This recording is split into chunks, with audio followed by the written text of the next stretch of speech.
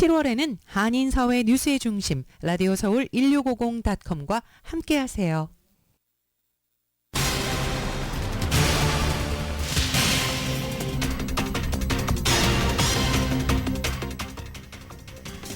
올 상반기 LA 시내에서 절도 행각이 급증했습니다. 특히 주택 침입 절도 행각이 부쩍 늘었습니다. 절도범들은 경보 시스템을 교묘하게 해제하는 수법까지 쓰고 있어 집주인들이 속수무책으로 당하고 있습니다. 최근에 발생한 뉴폴비치 쇼핑몰 강도 살해 용의자가 과거에도 무장강도 행각으로 유죄 판정을 받았지만 실형을 선고받지 않은 것으로 드러났습니다. LA 카운티 검찰의 너무 관대한 처벌에 주민들의 비난이 거세지고 있습니다.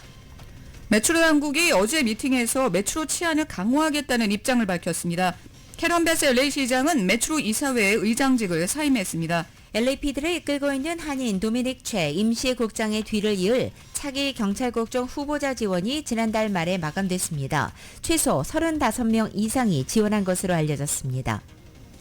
경찰 총격에 숨진 한인 양용씨를 위한 정의구현 시민위원회 집회가 오늘 오후 5시 LA 한인타운에서 열립니다. LA 수도전력국이 청정에너지 전환 계획에 따라 전기요금이 인상될 것이라고 밝혔습니다. 뉴욕대에 재학 중인 한인 학생이 필라델피아를 방문했다가 카제커가 몬 차에 치여 하반신이 마비되는 안타까운 일이 발생했습니다. 조 바이든 대통령이 대선 후보 사퇴론에 맞서서 나토 정상회의 마지막 날인 오늘 저녁 단독 기자회견을 열고 고령 논란을 잠재우고 건재를 입증하는 승부수를 띄우게 됩니다. 2주째 사퇴 압박에 시달리는 바이든 대통령이 건재함을 입증하기 위해서 안간힘을 쓰고 있지만 최고 우군이었던 펠로시 전 하원 의장과 대선 자금 모금을 돕던 영화배우 조지 클루니까지 등을 돌리며 상황은 더 악화되고 있습니다. 연방하원이 대선 후보 사퇴론에 직면한 조 바이든 대통령의 건강 상태를 확인해 보겠다면서 백악관 보좌관들을 소환했습니다. 대선 후보 사퇴론이 다시 불붙은 가운데 민주당의 거액 기부자들도 등을 돌리면서 바이든 캠프의 선거자금 모금도 타격을 받고 있습니다. 올해 미국 기업들이 높은 금리를 비롯해 여러 가지 악재에 노출되면서 파산이 크게 늘어 지난 14년 사이 최다를 기록하고 있습니다. 윤석열 대통령이 나토 정상회의 개최지인 워싱턴에서 어제 하루 한일 정상회담 등 7개 나라와 연쇄 양자회담을 진행했습니다. 한미 양측은 공식 정상회담도 추진 중입니다. 국민의힘이 야당이 추진하는 대통령 탄핵 국민청원 청문회를 두고 국가기관 간의 다툼이 있을 때 헌법재판소의 판단을 구하는 권한쟁의 심판을 청구하기로 했습니다. 오늘 아침 현재 원달러의 환율은 전날보다 5.9원이 내린 1378.8원을 기록하고 있습니다. 남자 지역 오늘 대체로 맑겠고 LA 한인타운 낮 최고 기온 87도 예상됩니다.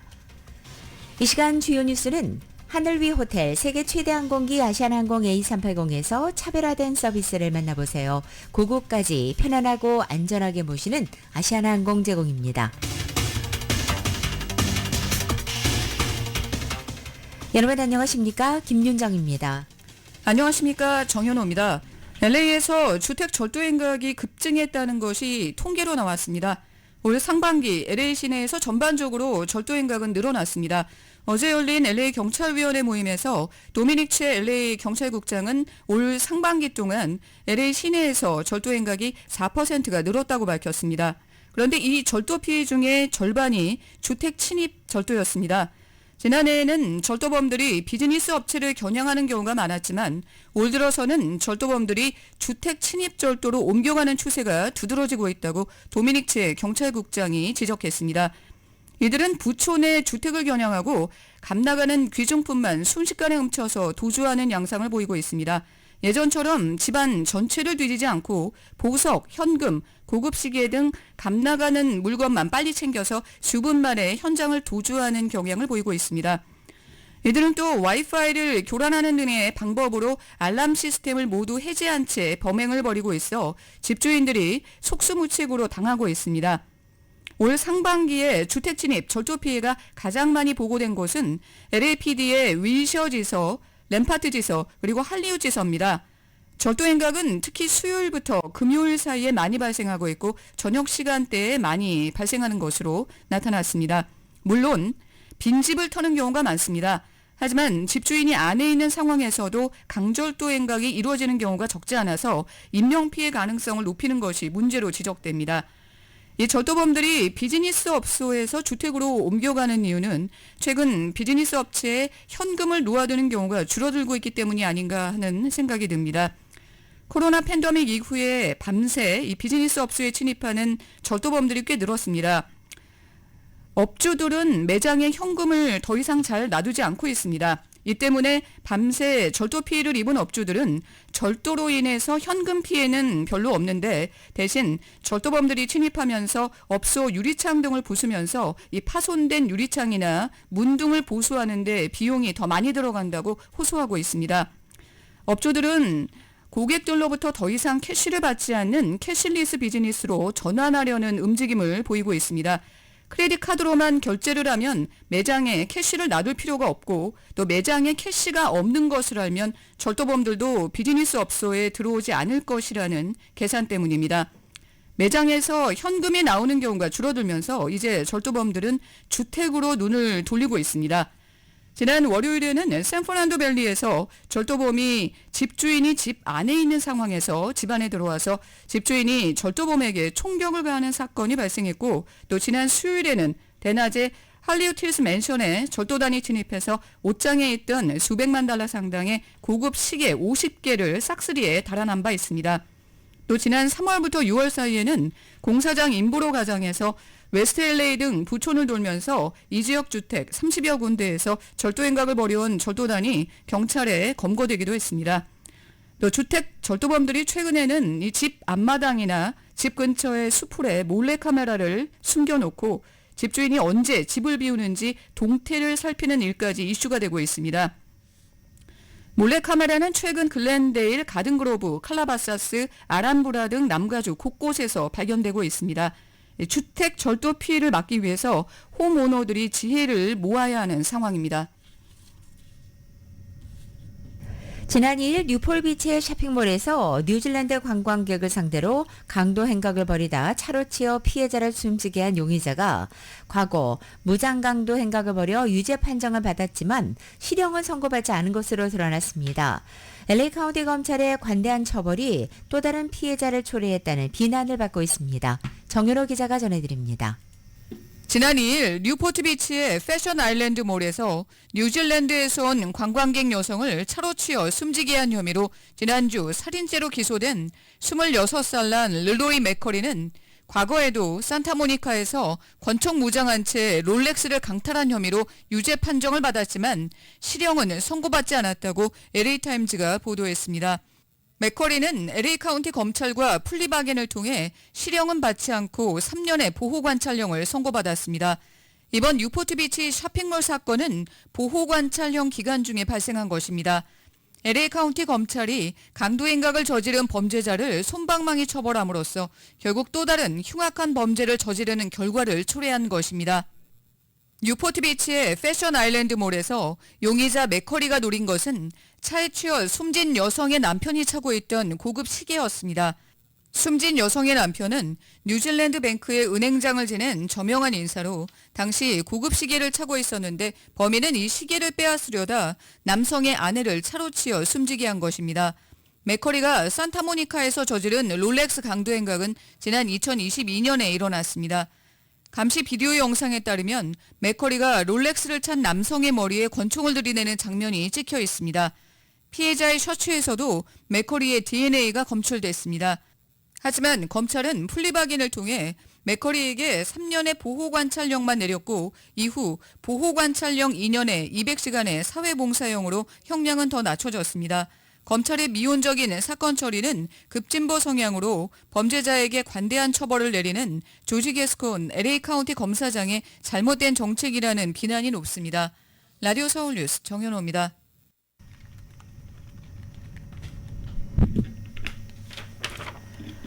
최근 메트로에서 벌어지는 폭력 사태로 메트로 치안에 대한 불안감이 증폭되고 있습니다. 주민들을 안심시키기 위해서 메트로 관계자들이 어제 연례 미팅에서 메트로 치안을 앞으로 대폭 강화하겠다는 입장을 밝혔습니다. 그동안 메트로 이사회 의장직을 맡아왔던 캐런 베스 LA 시장은 물러납니다. 로컬 뉴스 이은 기자가 전합니다. 메트로 당국 관계자들이 10일 연례 미팅을 개최하고 메트로의 치안을 강화하겠다는 입장을 밝혔습니다. 이번 미팅은 캐런 베스 시장이 메트로 이사회 의장으로 활동한 1년의 임기가 만료되면서 마련되었습니다. 베스 시장은 이날 미팅에서 메트로 시스템의 치안을 강화하기 위해 메트로 자체 경찰국 신설을 하게 되었다고 설명했습니다. 새롭게 창설되는 메트로 경찰국은 5년에 걸쳐 자리 잡힐 예정이며 그동안은 LA 카운티 셰리프국, LA 경찰국, 그리고 롱비치 경찰국이 메트로의 치안을 맡으며 페이지아웃됩니다. 베스 시장의 뒤를 이어 메트로 의사회 의장직을 달게 된 제니스 한 LA 카운티 슈퍼바이저는 메트로 버스와 지하철에서 발생하는 범죄 문제들을 지적하며 메트로 운전자와 이용자들을 보호할 것이라는 입장을 밝혔습니다. 메트로 버스와 지하철에서 기거하는 홈리스를 임시 쉘터로 옮기는 작업에도 박차를 가하고 있다고 밝혔습니다. 메트로 당국은 메트로 시스템에 영향을 주는 홈리스들을 비롯한 사회 문제에 대응하기 위한 당국들과의 파트너십을 강화할 것이라고 밝혔습니다. LA시 수도 전력국 측이 전력을 100% 청정에너지로 전환하는 계획에 따라 전기요금이 인상될 것이라는 입장을 밝혔습니다. 전력 사용을 100% 청정에너지로 전환하는 계획은 석탄과 가스를 사용해 전력을 생성하는 방법 대신 풍력과 태양광, 지면 내 열 에너지, 수소를 사용해 전력을 만드는 방법으로 100% 전력을 생산하는 것입니다. 해당 계획은 2021년 에릭 가세티 LA 시장이 처음 발표한 것으로 지구온난화, 산불 등 자연재해의 원인이 되는 탄소 배출을 줄이는 것이 목적입니다. 만일 LA시 당국이 2035년까지 모든 전력 사용을 100% 청정에너지로 전환하는 계획을 실행하게 될 경우 전기요금은 연간 7.7% 상승될 것으로 예측하고 있습니다. 청정에너지의 경우 새로운 기술이라 더 많은 인력과 투자가 필요하기 때문에 결국 이것이 전기료 부담으로 전환될 수밖에 없다고 설명했습니다. 현재 아파트와 주택의 월간 중간 전기 사용료는 $65 81센트로 확인되었습니다. 캘리포니아 정부의 과도한 클린 에너지 정책은 캘리포니아 주민들의 생활비 상승에 하나의 짐을 더 얹어 놓았습니다. 구리 절도 행각이 급증하면서 피코 유니언 지역 거리가 수개월간 어둠 속에 묻혔습니다. 피코 유니언 지역 주민들은 가로등 전선에 있는 구리를 훔치는 절도범들로 인해 7개월 동안 거리에 가로등이 꺼져 있는 상태라고 호소했습니다. 지난 12월에 발생한 구리도둑으로 인해 가로수 불빛이 나가면서 치안이 불안해졌다며 도난 사건 이후 정부가 가로등을 고치지 않았다고 덧붙였습니다. LA시 길거리 조명 부처에 투입되는 예산은 1%도 되지 않는다며 조명 수리에만 6개월 이상의 시간이 소요된다고 덧붙였습니다. 이 지역은 LA 1지구에 속하며 1지구 시의원은 유니세스 허난데스 시의원입니다. 라디오 서울 뉴스 이윤입니다. LA 한인타운 인근에 위치한 메가더팍이 마약 거래 온상이자 노숙자들이 많이 몰리는 장소로 지목돼 환경 개선 필요성이 제기되어 온 가운데 LA시가 한인타운에서부터 다운타운으로 이어지는 윌셔 블루바드의 일부 구간의 폐쇄를 추진하고 있다고 LA타임즈가 보도했습니다. LA시는 한인타운과 다운타운 사이에 위치한 마약의 온상지 메가더팍을 가로질러가는 윌셔길의 일부 구간을 폐쇄하고 양옆으로 나뉘어 있는 공원을 하나로 합치는 안을 지난 9일 기자회견을 통해 발표했습니다. 시 관계자들은 앞으로 1년 동안 커뮤니티의 의견을 수렴하고 환경 문제를 검토하면서 도로를 폐쇄할 경우에 어떻게 변할지 테스트할 예정입니다. 총 $250만 규모의 메가더팍 개선 사업은 주로 연방 보조금으로 충당됩니다. 하지만 이 같은 도로 폐쇄만으로 메가더팍의 문제가 완전히 해결되지는 않을 것이라는 것이 주민들의 공통된 의견입니다. 특히 인근 아파트에 거주하는 주민들은 윌셔 블루버드 때문에 메가더팍에 방문하지 않는 것이 아니라 마약 중독자들과 노숙자들 때문에 공원에 오는 것이 꺼려진다고 토로했습니다. 뉴욕대에 재학 중인 한인 학생이 필라델피아에서 카제커가 몰던 차에 치여서 하반신이 마비되는 안타까운 사건이 발생했습니다. 뉴욕 포스트 보도에 따르면 NYU 스턴 비즈니스 스쿨에 재학 중인 23살 난 김준호 씨가 지난달 말에 친구를 만나기 위해서 필라델피아를 방문했다 카제커가 몰던 차가 김 씨가 탄 우버 차량을 들이받으면서 김 씨가 하반신 불구가 됐다는 것입니다. 지난달 23일 카제커들은 필라델피아에서 BMW 차량을 카제킹한 후 도주하면서 중심을 잃고 김 씨가 탄 우버 차량을 들이받은 것입니다. 김준호 씨는 한국의 해병대에서 통역으로 근무해 왔습니다. 지난 2022년 뉴욕대 스턴 비즈니스 스쿨에 입학했고 올 여름에는 뉴욕의 투자회사에서 애널리스트로 인턴십을 시작할 계획이었습니다. 그런데 이번 사고로 인해서 학교 공부와 인턴십 계획 모두 무산된 상태입니다. 김 씨는 고등학교 시절에 유펜에서 시행하는 프로그램에 참여한 바 있어 필라델피아 지역에 익숙한 편이었다고 합니다. 김 씨의 가족과 지인들은 고펀드미 페이지를 셋업해서 김 씨의 병원 비용 등을 모으고 있습니다. 김진호 씨의 가족은 어떻게든 치료와 재활에 전력해서 파이낸스 부분에서 커리어를 쌓겠다는 김 씨의 꿈을 이루겠다고 밝히고 있습니다. 정신과적인 문제로 LA 정신건강국과 LA경찰국 LAPD에게 도움을 요청했다가 경찰 총격에 사망한 한인 양용 씨를 위한 정의구현 시민위원회의 집회가 오늘 오후 5시 LA 한인타운 500 샤토플레이스에서 열립니다. 양용 정의구현 시민위원회가 주최하는 오늘 집회에서는 양용 씨의 죽음과 관련해 경찰의 공권력 과잉을 규탄하고 또 경찰의 정신건강 환자 정책 개선을 요구하는 목소리를 높일 예정입니다. 한편 양용 씨의 부친 양민 씨는 지난 사건 이후 현재까지 LAPD나 LA카운티 정신건강국, LA시당국, LA시의회, LA카운티 슈퍼바이저까지 그 어떠한 기관도 아무 정보 공개나 공식적인 의견 표명이 없다고 밝혔습니다. 한인 기관들도 양용 씨의 억울한 죽음을 밝히기 위한 움직임을 하고 있지 않다면서 이 주민들의 집회 참여를 부탁했습니다. LA 경찰국을 이끌고 있는 한인 도미닉 최 임시국장의 뒤를 이을 차기 경찰국장 후보자 지원이 지난달 말에 마감된 가운데 최소 35명 이상이 LAPD 최고직위에 지원한 것으로 알려졌습니다. 차기 국장 선정 작업을 진행 중인 LA경찰위원회는 정확히 몇 명의 후보가 지원했는지는 밝히지 않았지만 전국에서 25명 이상의 후보자가 있다고 LA타임즈가 보도했습니다. 신문은 그러나 익명의 소식통을 인용해서 실제 지원자 수는 35명 이상으로 알려졌다고 전했습니다. LA타임즈가 자체 확인한 후보자 중에는 LAPD에서 특수업무를 총괄하는 블레이크 차우 수석 부국장, 남부지부 최고 책임자인 에마다 팅기리데스 부국장, 벨리지부를 이끌고 있는 루비 플로레스 부국장, 교통서비스 부서를 맡고 있는 도널드 그레이엄 부국장, LAPD 부국장 출신으로 LA카운티 검찰에서 근무 중인 로버트 아코스 등이 포함됐습니다. 또 뉴욕시와 시애틀 경찰의 전직 고위 간부들도 지원한 것으로 알려졌습니다. 이 가운데 휴스턴과 마이애미에서 경찰국장을 지낸 아트 아세베도가 가장 강력한 경쟁자로 떠오르고 있습니다. LA타임즈는 당초 선정 작업이 올 여름에 마무리될 것이라는 예상이 나왔지만 지원자가 많아짐에 따라 올 가을에 최종 결정이 내려질 것으로 전망했습니다. 이에 따라 한인 도미닉 최 현 국장의 임기도 올 가을까지 이어질 것으로 보입니다. 고금리에도 불구하고 미국의 노동시장이 여전히 견고한 것으로 나타났습니다. 미국의 지난주 신규 실업수당 청구 건수가 한 주 전보다 17,000건이 줄었습니다. 연방노동부는 오늘 아침 지난주 신규 실업수당 청구 건수가 17,000건이 감소해서 22만 2천 건으로 집계됐다고 발표했습니다. 실업급여를 수령하는 미국인의 수가 10주 만에 처음으로 감소한 것입니다.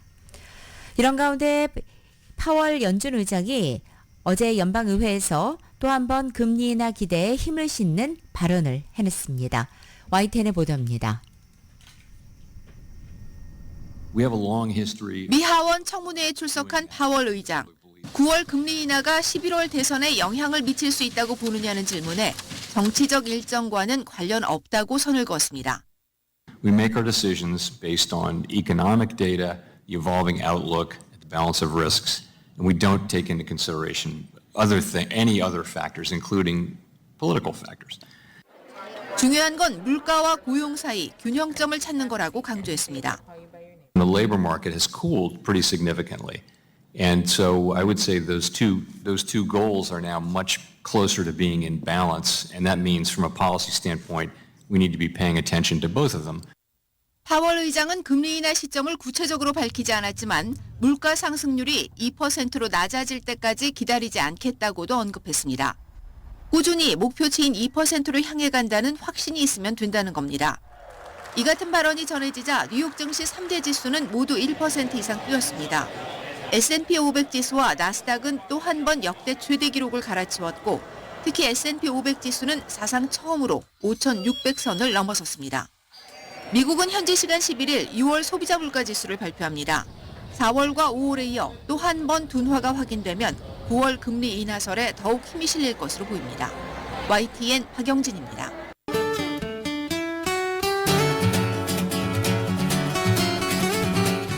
7월 11일 목요일 남가주의 날씨입니다. 오늘 남가주 지역 대체로 맑겠고 낮 기온은 어제보다 3, 4도가량 내려앉아서 폭염의 기세가 한풀 꺾이겠습니다. 금요일인 내일 낮 기온 2도가량 더 내려앉고 이번 주 주말을 지나 다음 주 초인 월요일부터는 평년 기온을 보이겠습니다. LA 한인타운의 오늘 낮 최고 기온 87도, 밤 최저 기온은 63도, 오렌지 카운티 지역은 89도, 65도, 밸리와 일란드 엠파이어 지역 106도, 65도, 해안 지역은 77도, 65도 예상됩니다.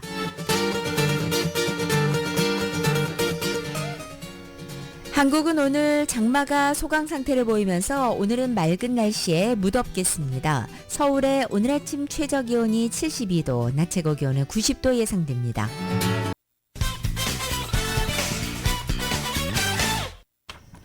라디오 서울 모닝뉴스 함께하고 계십니다. 서부와 일부의 동부 지역을 중심으로 기록적인 폭염이 계속되면서 사망자가 속출하고 있습니다. 미국 전체 인구의 40%가 넘는 1억 4,200만 명 이상이 폭염경보 영향권에 들었습니다. 특히 폭염경보는 서부 지역과 일부 동부 지역에 집중됐습니다. 어제 네바다주 라스베가스는 낮 최고 기온이 115도를 기록했습니다. 라스베가스는 닷새째 낮 기온이 115도를 넘으면서 기록적인 이상고온을 나타내고 있습니다. 데스밸리는 어제 131도까지 치솟는 등 서부 지역 수십 군데가 지난 주말부터 역대 폭염 기록에 이르거나 이를 경신했습니다. 일부 지역에서는 이번 주 내내 폭염이 계속될 것으로 보입니다. 오레곤과 시애틀 일부 지역에서도 최근 폭염이 계속되고 있습니다. 동부에서는 필라델피아와 델라웨어 북부, 뉴저지 등 상당수 지역에 폭염경보가 내려졌습니다. 워싱턴 DC와 메릴랜드, 버지니아주 일부 지역에도 폭염경보가 발령됐습니다. 기록적인 폭염이 이어지면서 사망자도 속출하고 있습니다. 라스베가스를 포함하는 클라크 카운티에서는 올해 폭염으로 인한 의심 사망자가 최소 9명이 발생했습니다. 당국은 사망자 수가 더 많을 수 있다고 우려하고 있습니다. 오레건주에서도 기록적인 폭염으로 지금까지 8명의 사망자가 발생한 것으로 추정됐습니다. 지난 주말에는 데스밸리 국립공원에서 오토바이를 타고 배드워러를 여행하던 한 관광객이 폭염을 이기지 못하고 쓰러져 숨졌습니다.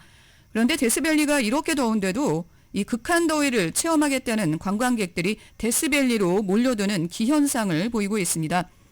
아리조나주의 한 호수에서는 지난 5일 폭염 속에 4개월 된 아기가 보트 여행 중에 의식을 잃은 뒤에 열과 관련된 합병증으로 숨졌습니다. 워싱턴 DC 인근의 메릴랜드와 버지니아주에서도 각각 4명과 1명의 사망자가 보고됐습니다. 극심한 폭염으로 산불도 발생해서 오레건주와 가주 일부 지역에는 대피령이 내려졌습니다. 전문가들은 폭염은 석탄, 석유, 천연가스 연소로 배출되는 온실가스로 인한 장기적인 온난화에서 비롯된 것으로 분석했습니다. 코스코가 오는 9월 1일부터 미국과 캐나다 고객 연회비를 7년 만에 인상한다고 어제 밝혔습니다. 지난 2017년 6월 인상 이후 처음으로 인상되는 이번 코스코 연회비는 골드스타와 비즈니스 회원이 $65로 $5 인상되고 에그제큐티브 회원은 $120에서 $130로 $10가 오릅니다. 코스코는 에그제큐티브 회원의 2% 리워드 한도도 $1,000에서 $1,250로 높아진다고 말했습니다. 코스코는 이번 인상이 회원 5,200만 명에게 영향을 미칠 것이라며 이 가운데 절반 이상이 에그제큐티브 회원이라고 전했습니다. 이 발표 이후 코스코의 주가는 시간 외 거래에서 2.2% 상승했습니다. 한편 코스코의 주가는 올해 들어 현재까지 34% 정도 올랐습니다.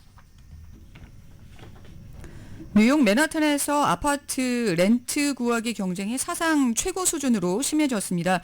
물건이 나오면 빠른 속도로 계약이 되는 실정입니다. 바로 물건이 나오는 당일 계약이 되는 경우가 많습니다. 지난달까지는 렌트비가 안정된 수준이었지만 이사철인 7, 8월이 되면 사상 최고치를 경신할 가능성도 있다는 분석입니다. 부동산 중개기업 더글라스 엘리먼과 감정평가기업 밀러 세뮤엘에 따르면 지난달 이루어진 맨하튼 아파트 임차 입찰에서 24%가 계약됐습니다. 이들 기업이 관련 자료를 수집한 2021년 이후 가장 높은 비율입니다. 또 임대 매물이 중개사에 등록된 후 평균 24일 만에 계약된 것으로 조사됐습니다. 이 역시 가장 빠른 기록입니다. 계약이 된 물건은 집주인이 제시한 호가에 비해서 1.4% 높은 가격에 거래됐습니다. 지난달에는 렌트를 구하려는 이들 간의 경쟁이 치열해지면서 웃돈을 주고라도 계약을 한 사례가 많았습니다. 일부 중개인은 리스트에 아파트 렌트 가격을 낮게 올려놓은 뒤에 렌트를 구하려는 이들에게 더 높은 가격을 제시하도록 유도합니다. 월세를 알아보는 데 지친 세입자들은 때로 호가보다 높은 가격을 제시하고 계약을 하기도 합니다. 이런 분위기에도 불구하고 가격은 아직은 오르지 않았습니다. 지난달 맨하튼의 신규 임대계약 중간값은 4,300달러로 지난해와 같습니다. 5월보다는 50달러가 올랐습니다. 매물이 많이 나오면서 가격 상승을 막은 것으로 보입니다.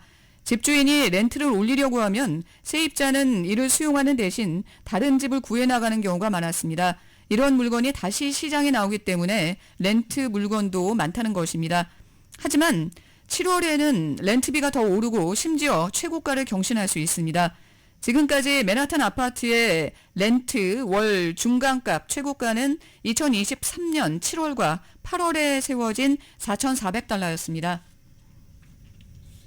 한국 방문 시 무심코 반입 금지 물품을 갖고 갔다가 세관에 적발돼 물건을 압수당하는 등 곤욕을 치르는 사례가 늘고 있어 한인들의 주의가 요구됩니다. 전혀 문제가 없어 보이던 양념류가 알고 봤더니 마약류 성분을 함유한 것이 있어서 한국에서 반입 금지 물품으로 분류된 것입니다.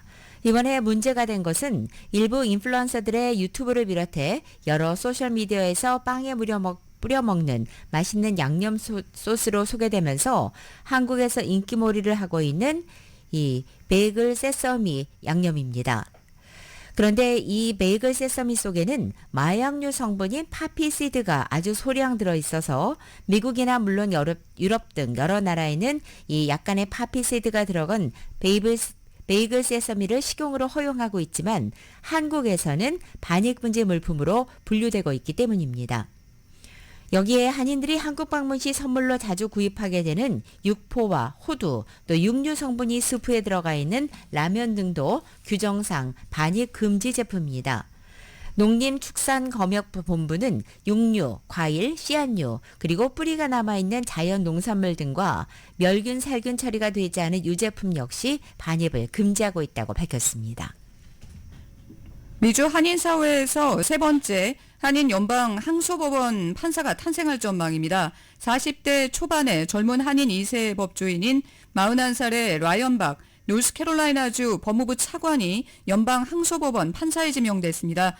백악관은 최근 조 바이든 대통령이 라이언 박 변호사를 연방 사순회 항소법원 판사에 지명했다고 발표했습니다. 라이언 박 변호사는 연방 상원의 인준 청문회를 통과하게 되면 버지니아주 리치먼드 소재 제사항소법원에서 한인은 물론 아시아계로서도 최초의 연방 항소법원 판사가 됩니다. 제사 순회 항소법원은 버지니아, 메릴랜드, 웨스트 버지니아, 노스캐롤라이나, 사우스캐롤라이나를 관할합니다. 미네소타주의 트윈시티에서 출생해 세인폴에서 성장한 라이언 박 연방 항소법원 판사 지명자는 2005년 동부의 명문 리버럴 아츠 스쿨인 에머스트 컬리지를 나와서 2010년 하버드 로스쿨을 졸업했습니다. 대학 졸업 후에는 2006년부터 1년 동안 풀브라이트 장학생으로 한국에서 고교생들에게 영어를 가르치기도 했습니다. 라이언 박 지명자가 연방 상원에서 인준되면 루시고 좌니 판사에 이어서 현재 연방 항소법원에 재직하는 세 번째 한인 판사가 됩니다. 캘리포니아주 당국이 지난 코로나 팬데믹 기간에 정부의 실업수당 관련 지원 서비스를 지역사회에 모범적으로 제공한 단체로 LA 한인회 등을 선정했습니다. 실업수당을 관리하는 캘리포니아주 고용개발국인 EDD는 앞서 팬데믹 기간 신청 대행 같은 지원 서비스를 제공하는 단체들에게 실업수당 언어지원 프로그램 기금을 지원했었습니다. LA 한인회는 이 지원금을 받은 캘리포니아 내 단체 가운데 가장 활발하고도 효과적으로 발행한 단체 3개를 최근 선정했고 이 3개 가운데 LA 한인회가 포함됐다고 밝힌 것입니다. 서울대학교 의과대학 미주동창회가 장학생을 모집합니다. 시민권이나 영주권을 갖고 있는 대학생 그리고 대학원생을 대상으로 하는 장학금은 우수한 학업 성적에 경제적인 도움이 필요한 한인 동포 자녀가 대상입니다. 모집 인원은 10명 이하로 1인당 2,500달러에서 5,000달러의 장학금이 수여됩니다. 응모 마감은 다음 달 20일까지입니다. 구비 서류는 신청서, 성적증명서, 자기소개서, 추천서 등입니다. 신청서는 웹사이트 snucmaus.org에서 다운로드 받으면 됩니다. 장학생 발표는 이메일로 개별 통보합니다. 미국 등 전 세계 한인 경제인 3천여 명이 참여하는 제22차 세계 한인 비즈니스 대회가 오는 10월 전라북도 전주시에서 열립니다. 이번 대회는 지난해 6월 재배동포청이 설립한 이후 한국에서 열리는 첫 번째 행사로 한국 중소기업의 해외 시장 진출과 글로벌 비즈니스 허브 구축을 위한 투자 유치의 장이 될 것으로 전망됩니다. 가주에서 가솔린 가격 담합 혐의로 기소된 한국의 SK에너지가 주정부와 약 5천만 달러에 합의했습니다. 블룸버그 통신에 따르면 가주 검찰총장은 가솔린 가격 담합 혐의를 받아온 SK에너지 아메리카, 네덜란드 석유거래 업체 비톨과 5천만 달러에 합의했다고 밝혔습니다. SK에너지 아메리카와 비톨은 2015년 남가주 토렌스에 있는 엑손모빌 정유공장 폭발 사고 당시 총 1,000만 갤런 이상의 가솔린 가격을 담합했다는 혐의로 2020년 주정부에 기소됐습니다. 당시에 엑손모빌 정유공장은 가주 전체 가솔린의 10% 이상을 공급해왔는데 가주 정부는 SK와 비톨이 엑손모빌 공장의 폭발 상황을 이용해서 약 1억 5천만 달러의 부당이득을 챙겼다고 봤습니다. SK에너지는 SK이노베이션이 지분 100%를 가지고 있는 자회사로 SK에너지 아메리카는 SK이노베이션의 손자회사입니다. 중국에서는 완전 자율주행 택시가 올해 안에 운영에 들어갈 예정으로 알려졌습니다. 중국 정부의 대대적인 지원 속에 테슬라 같은 세계적인 기업들도 자율주행 실행을 위해서 중국으로 몰려들고 있다고 합니다. KBS의 보도입니다. 석 달 전 시범 운행을 시작한 중국 베이징 무인 자율주행 버스. 운전석이 아예 없습니다. 시속 40km로 달리는 무인 버스는 유턴과 차로 변경도 차질 없이 진행합니다. 앞선 차량이 갑자기 후진하자 경적을 울립니다. 주변 교통 상황을 빠르게 알아챈 겁니다. level 1, level 4那种，我看网上说这是L4是吧？ 일반 도로인데도 중국 정부가 자율주행 버스의 시범 운행을 허용한 겁니다. 거리 측정 장치 라이다는 자율주행차의 눈이라고 불립니다. 중국 업체 허사이가 전 세계 판매량의 절반가량을 차지하고 있습니다. 자율주행 기술의 핵심 장비로 개발 초기 억대 가격이었지만 중국 업체가 100만 원대까지 낮췄습니다. 이런 부품 공급망을 토대로 중국 검색 기업 바이두는 우리 돈 3천만 원대의 자율주행 택시를 내놓을 예정입니다. 외국 기업 자율주행 택시 가격의 최대 20% 수준입니다. 바이두가 올해 안에 6단계 완전 자율주행 택시를 운영하기로 한 데는 이러한 산업 생태계가 뒷받침됐습니다. 今年年内在武汉部署1000台的无人车，到今年24年底，萝卜快跑在武汉实现收支平衡。 자율주행 후발주자였던 중국이 미국을 바짝 추격한 또 다른 요인은 방대한 데이터를 확보한 데 있습니다. 개발업체들이 사실상 제약 없이 보행자들의 얼굴을 안면 인식 정보로 축적해와 자율주행 기술을 보완한 겁니다. 정부 지원과 기술 발전을 우선하는 사회 분위기에 테슬라도 중국 내에서 자율주행 시험을 시작했습니다. 베이징에서 KBS 뉴스 김효신입니다. 올림픽을 앞두고 있는 프랑스 파리에서 삼성전자의 최신 갤럭시 스마트폰이 베일을 벗었습니다. 접히는 폴더블 폰과 최첨단 인공지능 AI가 만나서 스마트폰의 기능은 한층 더 진화됐다는 평가입니다. KBS의 보도입니다. 스마트폰을 접어서 외국인과 마주보고 말을 하자. 잠을 못 자서 조금 피곤한 것 같습니다. 상대방 쪽 화면에 영어로 번역된 글이 적히고 음성이 나옵니다. 스마트폰에 인공지능 AI가 탑재돼 인터넷 없이도 실시간으로 16개 언어로 동시 통역과 번역이 가능합니다. 접히는 폴더블 폰과 AI가 결합한 갤럭시 신제품이 프랑스 파리에서 베일을 벗었습니다. We are taking a giant leap forward in ways few thought possible to open the next frontier of mobile AI. AI가 사진 구도를 자동으로 맞추거나 스케치를 실사화시키는 기능 등도 추가됐습니다. 혈압과 수면 등 신체 상태를 분석하는 반지형 헬스케어 제품은 AI 기술의 집약체입니다. 삼성전자의 신제품 공개 행사는 그동안 한국과 미국, 독일 등에서 개최된 적은 있지만 프랑스에서 열린 건 이번이 처음입니다. 파리올림픽 특수를 노린 건데 참가 선수단을 위해 특별 제작한 스마트폰도 첫 선을 보였습니다. 올림픽에서도 전 세계 선수들과 팬들이 최신 폴더블 경험을 즐겼으면 합니다. 애플 역시 오는 9월 대화형 AI 챗 GPT를 탑재한 아이폰을 출시할 거란 전망이 나옵니다. AI 폰을 놓고 경쟁이 본격화하고 있습니다. 파리에서 KBS 뉴스 안다영입니다.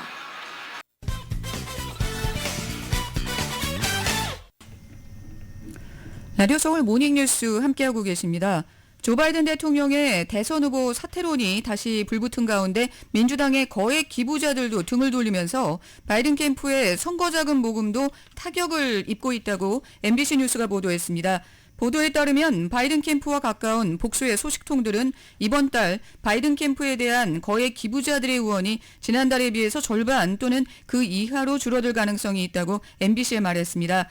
이들은 거액 기부자들뿐만 아니라 소액 후원까지 전반적으로 모금액이 감소하고 있다고 강조했습니다. 한 소식통은 현재 바이든 캠프의 모금 상황에 대해서 이미 재앙적이라고 말했고 다른 소식통은 돈이 완전히 끊겼다라고 말했습니다. 연방 하원이 대선 후보 사퇴론에 직면한 조 바이든 대통령의 건강 상태를 확인해 보겠다면서 백악관 보좌관들을 소환했다고 악시오스가 어제 소환장을 입수해 보도했습니다. 공화당 소속의 제임스 코모 하원 감독위원회 위원장은 영부인인 질 바이든 여사의 최측근 보좌관인 앤서니 버널과 백악관 부실장인 애니 토마스니 그리고 고문인 애슐리 윌리엄스에게 소환장을 보내서 오는 17일까지 답변을 요구하는 한편 이달 말 비공개 인터뷰에 응해달라고 요청했습니다. 이들은 인지도는 낮지만 모두 백악관 내에서 영향력을 행사하는 인사라는 게 악시오스의 설명입니다. 이렇게 공화당 주도로 이루어진 이번 소환에 대해서 백악관 측은 즉각 반발했습니다. 두 주째 사퇴 압박에 시달리고 있는 바이든 대통령이 나토 정상회의에서 건재함을 입증하기 위해서 안간힘을 쓰고 있습니다. 하지만 최고 우군이던 펠로시 전 하원의장과 대선 자금 모금을 돕던 영화배우 조지 클루니마저 등을 돌리면서 상황이 더욱 악화되고 있습니다. YTN의 보도입니다. 조 바이든 미국 대통령은 나토 정상회의에서도 트럼프 전 대통령을 겨냥했습니다. 트럼프가 동맹국의 방위비 인상을 압박했지만 정작 성과를 낸 건 자신의 재임 기간이라는 겁니다. 언론들은 국제 무대에서도 대선 완주 의지를 드러낸 것으로 해석했습니다. And the number of allies spending at least 2% on defense has gone from 9 to 23. That's not happened by chance, but by choice. 하지만 민주당 최고참이자 바이든의 오랜 우군인 낸시 펠로시 전 하원의장의 인터뷰는 바이든 사퇴론을 증폭시켰습니다. It's up to the president to decide if he is going to run. We're all encouraging him to make that decision because time is running short. 펠로시 인터뷰 직후 뉴욕주 하원의원인 팻 라이언은 공개 사퇴 요구 행렬에 동참했습니다. 영화 배우인 조지 클루니의 뉴욕타임스 기고문이 나온 것도 펠로시 인터뷰 뒤였습니다. 바이든은 이길 수 없는 시간과의 싸움을 하고 있다며 후보 교체를 요구했습니다. 민주당원인 클루니는 바이든 대통령을 위해 선거자금 모금을 해온 터라 충격이 적지 않았습니다. 반면 트럼프는 민주당의 내홍을 즐기고 있습니다. 바이든에게 만회할 기회를 주겠다며 당장 추가 토론과 골프로 붙자고 도발했습니다. I'm also officially challenging Crooked Joe to an 18-hole golf match right here.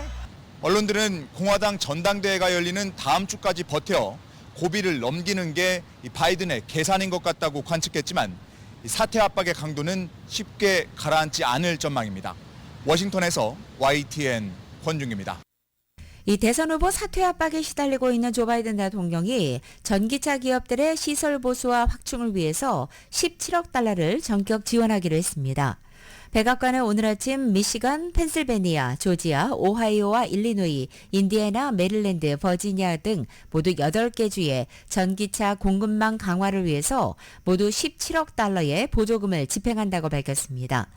환경부가 주관하는 보조금은 전기 오토바이를 비롯해서 스쿨버스, 하이브리드 열차, 상업용 전기 트럭 등을 포괄하는 전기차 공급망 전반에 걸쳐서 지급될 예정입니다.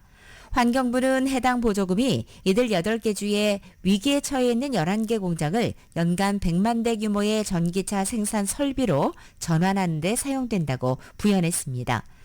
이런 가운데 로이터 통신은 보조금 가운데 11억 달러가 GM과 크라이슬러의 모회사인 스탈란티스의 기존 공장을 전기차 설비로 전환하는 데 사용된다고 전했습니다.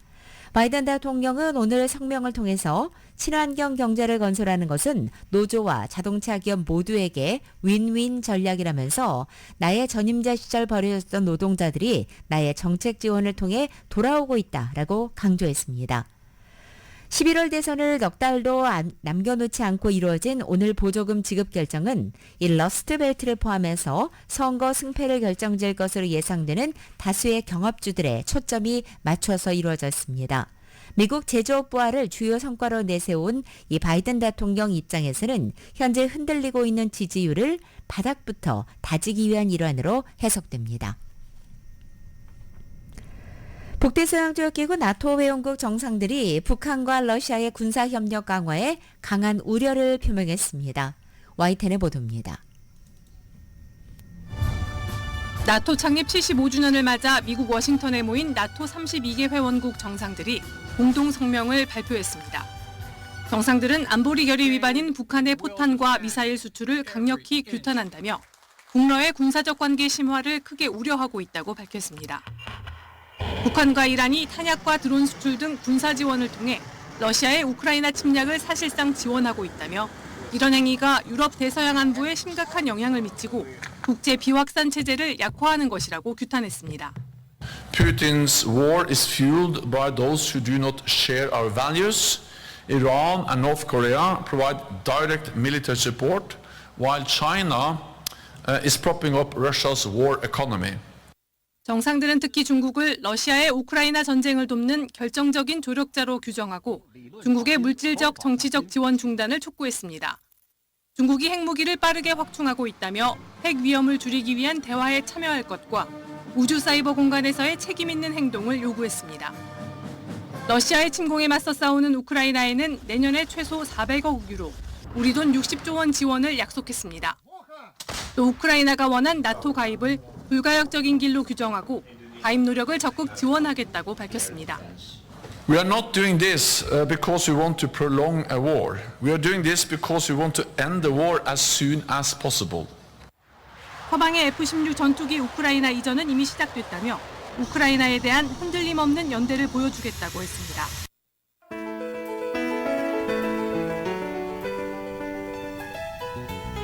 거센 사퇴 압력에 직면한 조 바이든 대통령이 오늘 단독 기자회견을 개최합니다. 대선 후보 첫 TV 토론을 망친 지 2주일 만입니다. 기자회견은 오늘 동부 시간으로 저녁 6시 30분, 이곳 LA 서부 시간으로는 오늘 오후 3시 30분에 열립니다. 대통령은 스크립트 없이 기자들의 질문에 답해야 합니다. 오늘 기자회견에서 바이든 대통령이 국민의 신뢰를 회복할 기회를 얻을지 아니면 대선 후보 TV 토론 이후 고스란히 노출된 고령 리스크에 따른 국민의 우려에 불을 붙일지 이목이 쏠립니다. 오늘 대통령이 조금이라도 말실수를 하면 치명적인 타격을 입게 됩니다. 라디오 서울 모닝뉴스 여기서 마칩니다. 내일부터는 유지승 앵커가 휴가에서 돌아와 모닝뉴스 진행합니다. 지금까지 진행의 정현호, 김윤정이었습니다.